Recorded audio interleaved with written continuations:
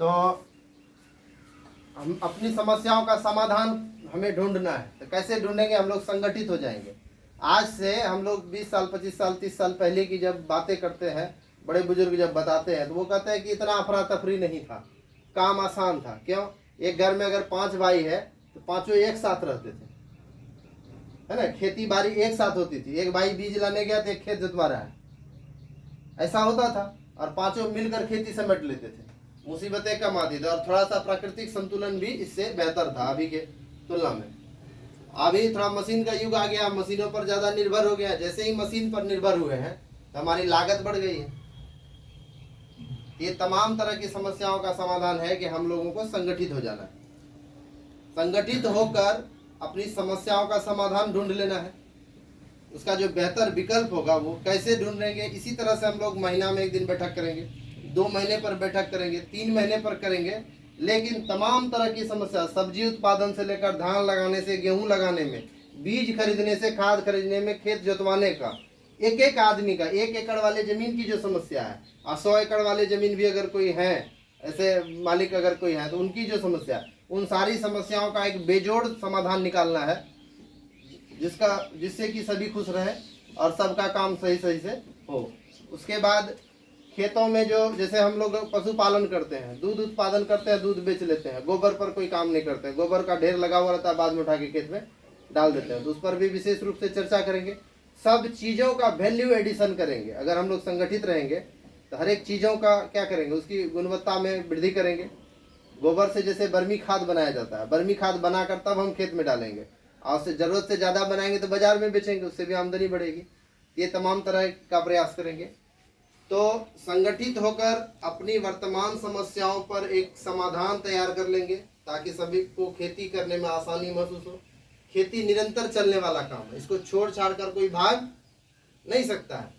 लेकिन ये सबसे कड़वा सच ये है कि जिनको भी खेती छोड़कर कोई अन्य काम मिल जाए अभी, वो उसको खूब स्वेच्छा से पसंद करें। चाहे आपके पास 10 एकड़ अपनी निजी जमीन हो, अगर आपको अभी 50,000 रुपये महीने का एक काम मिल जाए, पूर्णिया में नहीं गुजरात में मिल जाए, मुंबई में मिल जाए, आप बोरिया बिस्तरिया समेट के जमीन लीज पे लगा के चले जाएंगे। ये हकीकत है। जबकि खेती निरंतर चलने वाली प्रक्रिया है और खेती से कोई संतुष्ट नहीं है, तो इसका नतीजा क्या है कि खेती पर हम लोग, किसान लोग, सुनिए ध्यान से बात, जब हमें खेती से दिल नहीं जुड़ा हुआ है, अपनी जरूरतों के लिए नहीं, मजबूरी में खेती करते हैं, और जरूरत के नाम पर एक किसान 5 एकड़ वाला किसान है, वो भी अगर अपने बेटी की शादी करता है तो उसे 10 लाख रुपए कर्ज हो जाता है। इसका क्या मतलब है? पिछले 10 वर्षों से उन्होंने जो कमाया उसमें उसकी कोई बचत नहीं हुई, उनके पास कोई जमा पूंजी नहीं है, बच्चों की अच्छी पढ़ाई लिखाई के बारे में वो सोच नहीं सकते हैं, अच्छा घर बना नहीं सकते हैं। इन तमाम समस्याओं के कारण किसान इतना दुखी होता है कि अब आगे बहुत ज़्यादा किसान अपने से कोई रिसर्च वाला काम नहीं कर पाते हैं। अभी मणिकचंद माया जी की बात हो रही थी कि बहुत मेहनती किसान है वगैरह वगैरह, तो उन्होंने अपने दम पर जो कई संगठनों से जुड़कर कुछ भी मेहनत कर रहे हैं, रिसर्च कर रहे हैं, तो काफ़ी दम पर बीतता है उनको। समाज से कुछ लोग सहयोग भी करते हैं, कुछ लोग पैर भी खींचते हैं। तो लेकिन कमोबेश स्थिति ये है कि प्रत्येक किसान अपने घरों में, अपने खेतों में रिसर्च नहीं कर पाता, कुछ नया चीज़ नहीं दे पाता है समाज को, और खेती से खिन्न रहता है, इतना खिन्न रहता है कि अपने संतान को खेती से मुक्त होने की बात बताता है। बैठकर पढ़ाने लिखाने के दौरान हम बच्चों को बोलते हैं पढ़ो लिखो, एसपी बनो, कलेक्टर बनो, नौकरी करो, ये करो वो करो, लेकिन खेती से छुटकारा पाओ, ये नहीं कहते खेती मत करो, खेती से छुटकारा पाओ। जब कुछ नहीं कर पाता है तो मजबूरी में वो खेती करता है। ये है हमारी समस्या। इन समस्याओं पर भी काम होगा। अब उत्पादक बनने की जो बात आ रही है, जो सरकार कह रही है कि आप उत्पादक बने, इस उत्पादक बनने में क्या विजन है, क्या दिख रहा है, और हम क्या उत्पादन कर सकते हैं, इस पर हम सीधे आते हैं, अभी चर्चा करते हैं। उत्पादक, आप अभी अचार खाते हैं ना, अचार बनाने हमारे घर में सबको आता होगा, पुरुष महिला सबको बराबर बराबर पता है कि अचार कैसे बनाया जाता है। हम आम को काट लेंगे, नमक के साथ उसको धूप में सुखाएंगे, नमक द्वारा आम को, कच्चे आम को परिरक्षित किया जाता है, लंबे समय तक खराब न होने के लिए वो तैयार हो जाता है। नमक के साथ धूप में सुखा दिए, रख दिए, उसमें आप तेल भी डाल दिए, मसाला भी डाल दिए, स्वादिष्ट हो गया। अचार बनाते हैं, हम उतना ही बनाते हैं जितना हम खुद खा सके या अपने रिश्तेदारों को गिफ्ट में भेज सके, इतना ही बनाते हैं। लेकिन आपके बाजार में किसान कंपनी है, हिंदुस्तान यूनिलीवर लिमिटेड एक कंपनी है, और उस कंपनी को उस अचार में इतना बड़ा व्यापार दिखता है कि आप बनमनखी के बाजार में अचार खरीदने चले जाइए तो आपको किसान कंपनी का अचार मिल जाएगा, किसान लिखा हुआ। वो कंपनी आपको पता होना चाहिए इंग्लैंड की कंपनी है।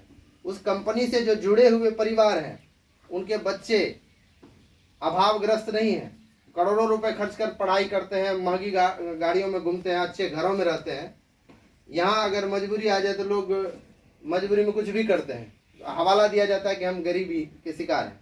तो हम क्या कर रहे हैं, हमारा जो बाजार है, जो हम जिसके कब्जे में, हम आप यहाँ पर जितने लोग उपस्थित हैं, आपने टमाटर का केचप जरूर खाया होगा। 2 रुपए का इतना छोटा सा पाउच आता है, उसको काटिए, उसमें से टमाटर का केचप निकलेगा। आप खरीद कर भी घर में ला के खाए होंगे, या कहीं पार्टी फंक्शन में गए होंगे, डिब्बा पैक में, उसमें कचौड़ी है, समोसा, उसमें टमाटो केचप रखा हुआ है। और आजकल बच्चे अगर स्कूल जाते हैं, निजी विद्यालय में पढ़ते हैं, सुबह सुबह अगर टिफिन आप तैयार करके उसको देते हैं, हड़बड़ में ब्रेड लाए, ब्रेड के साथ केचप दे रहे हैं, तो वो केचप आपको किसान कंपनी का है, नेस्ले का है। ये सारी कंपनियां जो है, कुछ कंपनियों उसमें से विदेशी कंपनियां हैं, कुछ देसी भी कंपनियां भी उसमें काम कर रही है। देसी कंपनी में भी काम हो रहा है। तो जो भी हो रहा है, जो भी लोग काम कर रहे हैं उसमें, आइए सर बेटे। तो ये है कि उनको इसमें व्यापार दिख रहा है। उन्होंने क्या किया, आपका टमाटर खरीदा, आपके घर के लोगों को रोजगार पर रखा, उत्पाद तैयार किया और आपके बाजार में बेच दिया। चलिए, कंपनी को फायदा, वैसे हमको क्या दिक्कत है, हम टमाटर खाते हैं, चटनी खाते हैं, खरीद के खाते हैं। लेकिन चर्चा जब हम अपने आप पर आते हैं, अगर अभी यहाँ पर आप लोगों को बोल दें कि भैया आप लोग 1 एकड़ टमाटर लगाइए, तो अभी अगर आपको 1 एकड़ टमाटर लगाने के लिए, तो टमाटर का जो बिजनेस है, टमाटर उत्पादन करने का, किसी ने अपने जीवन में कभी टमाटर लगाया है बड़े स्तर पर? बड़े स्तर पर नहीं, बड़े खाने पीने के लिए 10 कट्ठा 15 कट्ठा 1 एकड़ में कभी एक साथ 50 किसानों ने मिलकर टमाटर यहाँ नहीं लगाया। क्यों नहीं लगाया? अगर लगाएंगे भी तो आपको कीमत मिलेगा, पहले लगाइएगा तो आप ये सोचिएगा इसको कहाँ बेचेंगे। जैसे केला लोग लगाते हैं, आलू लगाते हैं, आलू कहीं ना कहीं बेचते हैं। आलू का भी बाजार में जो चिप्स बनाने वाली कंपनी है, लेज है या बीकाजी का या हल्दीराम का, जो भी कंपनी चिप्स बना रही है, उस कंपनी को तो कभी नुकसान नहीं हो रहा है। उस कंपनी की इमारत दिन ब दिन बड़ी होती जा रही है, बढ़ती इमारत, गगनचुंबी इमारत बड़े बड़े शहरों में बन रहे हैं। आप हल्दीराम का जाकर ऑफिस देखिए, बीकाजी का देखिए, बड़े बड़े शहर में उसके बड़े बड़े बिल्डिंग्स हैं, बड़े बड़े मुनाफे वो लोग दिखा रहे हैं। लेकिन उसको जो आलू उत्पादक किसान है, जो आलू उपजा कर देता है, कई बार तो ऐसा होता है कि आलू लेकर बाजार गया किसान, बेच कर जो वहाँ से आया, उसे इतना मुनाफा होता है, इतना घाटा भी होता है, इतना घाटा होता है कि वो ट्रैक्टर वाले को भाड़ा नहीं दे पाता है। ऐसा भी कई बार हम लोग सुने हैं। केला में भी वही स्थिति होता था, ट्रक पर केला छोड़ के किसान भाग जाता था। केला जाते जाते रास्ते में पता चलता था मार्केट में ये रेट हो गया है, ट्रक वाले को जो भाड़ा देना है, वहाँ देना है, वहाँ देना है, पता नहीं कि वो भी नहीं निकलेगा, छोड़ छाड़ के भागे। ऐसी कहानी आप लोगों के पास भी होगी उपलब्ध। उसी तरह मिर्च की बात आती है, मिर्च को भी कई बार लोग फेंकर। लेकिन इन चीज़ों को अगर प्रोसेसिंग किया जाए, मान के चलिए इस गांव में क्या कच्चे मिर्च को कूट पीस के हम अचार बनाकर पैक करके नहीं बेच सकते हैं? बेच सकते हैं। तो हम बन गए उत्पादक, मिर्ची के अचार का उत्पादक बन गए। अगर हम 20 आदमी इस काम में लग जाए तो क्या 20 आदमी का भरण पोषण हो सकता है कि नहीं हो सकता है? अकेले बनमनखी बाजार नहीं है, आपको पूरा बाजार देखना होगा। सड़कें बनी हुई है, ट्रेन लाइन बिछी हुई है, हमारा उत्पाद तैयार होगा, मार्केटिंग चेन सिस्टम होगा, हम उस सामान को पैक करेंगे और अभी के अभी हम उसको यहाँ से अगर लोड करें 2 दिन में वो मुंबई के बाजार में भी पहुँच जाएगा। हम अंतर्राष्ट्रीय मार्केट का कोलेबोरेशन कर लेंगे तो हमारा इस गांव में बना हुआ मिर्ची का अचार, आम का अचार, वो हमारा दुबई, कतर, अमेरिका, यूएस, जहाँ भी मिर्ची का उत्पादन नहीं होता है, जापान जो कि समुद्र से घिरा हुआ है, वहाँ लोग तरस जाते हैं कि मिर्ची का अचार आएगा भारत से तो हम खाएंगे। तो जो कंपनियां हैं, बड़ी बड़ी कंपनियां, उनको इसमें व्यापार दिख रहा है। हम लोग आटा तैयार करते हैं, उतना ही तैयार करते हैं जितना रोटी खाते हैं। लेकिन आप बाजार में जाइए, आपके आशीर्वाद कंपनी का आटा बिकता है, और भी कंपनियां हैं बहुत सारी, तो हम ये कहते हैं कि जो विदेश के लोग हैं, बड़े लोग, उनको आपके यहाँ की जनसंख्या, आपके लोगों की खपत, हमारे घर के बच्चे अगर जॉब करें, बाहर में रहे, अगर वो लखनऊ में रहे, दिल्ली में रहे, तो क्या वो घर आकर यहाँ से गेहूं का आटा ले जाएंगे? नहीं ले जाएंगे। तो वहीं वो आटा खरीदेंगे। कौन सा आटा खरीदेंगे? टीवी चैनल खोलेंगे, वहाँ जो प्रचार आ रहा है उसको खरीदेंगे। आज हम आटा बनाएंगे, हमें जरूरत नहीं है कि हम टीवी पर ही प्रचार करें, हम खुद से प्रचार करेंगे। मोबाइल के माध्यम से वीडियो रिकॉर्ड करेंगे कि मैं धीमा गांव से हूँ, फलाना आदमी बोल रहा हूँ, हम लोगों ने फलाने कंपनी के साथ मिलकर एक साथ 50-60 आदमी मिलकर एक यूनिट बैठाए हैं, इसमें आटा का उत्पादन हो रहा है। हमारे गांव का आटा खाइए, शुद्ध आटा, एकदम देसी आटा है, बहुत ही अच्छा स्वाद है, आप खा के देखिए। बस इतना बोलने से आपका आटा बिकेगा, आपके गांव के 20 लोगों को रोजगार होगा, उसको सैलरी मिलेगी, तो बन गए आप उत्पादक। और डे बाय डे आपकी कंपनी बड़ी होगी, दिन ब दिन बड़ी होगी जब कंपनी, तो लोगों को रोजगार मिलेगा। तो यहाँ से ट्रेन में जो ठूस ठूस कर लोग दिल्ली, मुंबई, लुधियाना, पंजाब जाते हैं काम करने के लिए, पता कीजिए, कोई मैगी फैक्ट्री में जाके काम करता है, कोई आटा फैक्ट्री में काम करता है, कोई इसमें काम कर रहा है, कोई उसमें काम कर रहा है। तो हमारे यहाँ भी उत्पादन की इकाई लगेगी, तो हम घर घर भी उत्पादन कर सकते हैं। बहुत लोगों का इसमें ये भी सवाल होगा कि बहुत बड़ी बड़ी फैक्ट्री बनानी पड़ती है, ऐसा कोई बात नहीं है। बड़ा बड़ा तो फैक्ट्री बनाना ही पड़ता है, लेकिन अभी हम छोटे स्तर से भी उत्पादन का काम शुरू कर सकते हैं। लेकिन 10-20 लाख से 1-2 करोड़, 3 करोड़, 4 करोड़ तक का खर्च जो है, भारत सरकार नाबार्ड के माध्यम से, कई संस्थाएं उसके माध्यम से आपको देने के लिए तैयार है। अगर आप 50-60 आदमी मिलकर एक साथ कोई काम करें, उसमें एक मैनेजर हो, सब चीज नियम, जैसे जीविका के समूह का गठन होता है, उसी तरह किसानों के समूह को गठन करके अगर गांव में कोई यूनिट लगाया जाए, तो सरकार उसमें आपको स्कीम देती है। अनाज, वो जैसे गेहूं खरीदना है, गेहूं खरीद के स्टॉक रखिएगा, तो गोदाम बनाने के लिए पैसा देती है, उसमें 80% आपको सब्सिडी मिल जाएगा।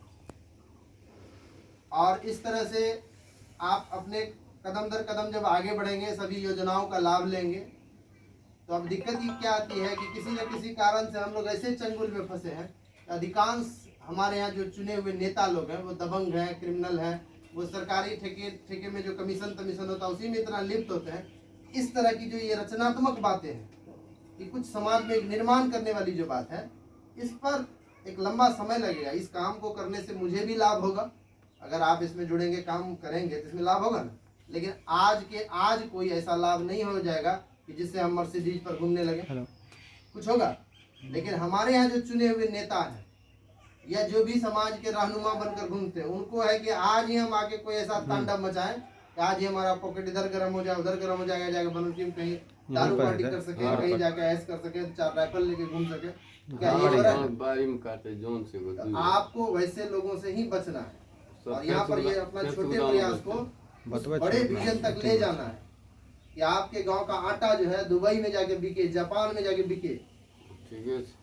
जब आईटीसी कंपनी का आशीर्वाद आटा यहाँ बिक सकता है, उन्होंने आटा बेचकर, नमक बेचकर, बिस्किट बेचकर आपसे इतना पैसा कमाया है, और शुरू से भी कमाया है कि आईटीसी कंपनी का एक होटल है कोलकाता में, उसका नाम है सोनार बांग्ला, है ना। उस होटल में एक रात रुकने का 2.5 लाख 3 लाख रुपए खर्च है।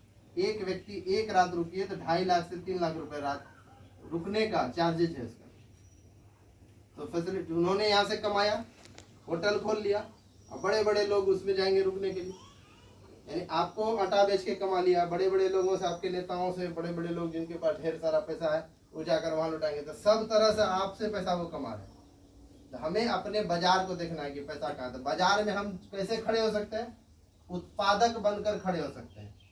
आप पूरे भारत में किसी भी स्टॉल पर जाकर खड़े हो जाएं और वहां दिखे कि आपका आटा है, आपका बेसन है, आपका सत्तू है, आपका बिस्किट है, आपकी कंपनी का संकल्पित किसान मिल्क एंड एग्रो प्रोड्यूसर का उस पर मोहर लगा हुआ, और आप इस कंपनी के शेयर होल्डर हैं। पूरा भारत में अगर बिस्किट बिकेगा तो हजारों करोड़ों का बिकेगा, टर्नओवर होगा। उस टर्नओवर में से आपको सालाना 2 लाख 5 लाख रुपया आएगा कि नहीं आएगा? आज कंपनियों के प्रचार के रूप में आपको एक काम मिल सकता है। जैसे हम इस कंपनी को प्रचार करने के लिए यहाँ आए, आज से आप अपना कसम खा लेंगे कि मैं भी इस काम को आगे बढ़ाऊंगा, क्योंकि ये काम बहुत बड़ा काम है, बहुत नेक काम है। इससे हमारे लोगों के जीवन में खुशहाली आएगी, हम लोग भी बड़े लोग बनेंगे, हमारी आमदनी बढ़ेगी। हमारा अनाज कोई दूसरा कंपनी खरीद कर ले जाकर बिस्किट बनाकर हम ही को बेचकर मुनाफा नहीं कमाएगा। हम बिस्किट बनाएंगे, हम खुद बिस्किट बेचेंगे, हम खुद आटा बनाकर बेचेंगे, हम खुद बेसन बनाकर बेचेंगे। ये सारी चीजें जब आप सोच लेंगे, आपको एक और काम मिल जाएगा। अगर जो काम हम कर रहे हैं, आपके घर में बच्चे हैं जो करना चाहते हैं, उनको इसमें जोड़ दीजिए, वो काम करने लगेंगे। आज किसी भी चीज का, गुलाब जल है, डाबर का गुलाब जल, देखें, गुलाब जल बनाना कोई बहुत बड़ी बात नहीं है। आप गुलाब की खेती गांव में करवा सकते हैं। गुलाब की खेती करवाए, गुलाब की पंखुड़ियों को पानी में दे दिए, उसको उबाल दिए, जो प्रोसेस है उसका तैयार कर दिए, उसमें जो चीज़ें मिलानी है मिलाकर उसको पैक कर दिए। आपको पैकेजिंग सीखना है, ब्रांडिंग सीखना है। आज पतंजलि कंपनी, बाबा रामदेव सन्यासी होकर उन्होंने पूरे भारत को दिखाया कि कैसे मार्केट खड़ा किया जाता है। उसका सामान बरनखी में भी मिल रहा है। हरिद्वार के में ज़्यादातर उत्पादन की इकाई हरिद्वार में है। हरिद्वार के किसानों को जोड़ा गया है, वहाँ फायदा हो रहा है। तो क्या ये काम हम लोग यहाँ नहीं कर सकते? कर सकते हैं कि नहीं कर सकते? तो हम लोगों को संगठित होकर उत्पादक बनना है, एक काम। और उत्पादक, अब जब संगठित हो जाएंगे तो उत्पादक बनेंगे, तो उधर से तो जो फायदा होगा होगा ही। अब आते हैं कि वर्तमान में जो हमारी समस्या है, इसका क्या समाधान होगा। क्योंकि जो पीड़ित व्यक्ति होता है, जिनके पास अपनी बहुत सारी पीड़ाएं होती है, वो कोई ख्याली पुलाव के पीछे ज़्यादा नहीं भागता है। पहले वो अपनी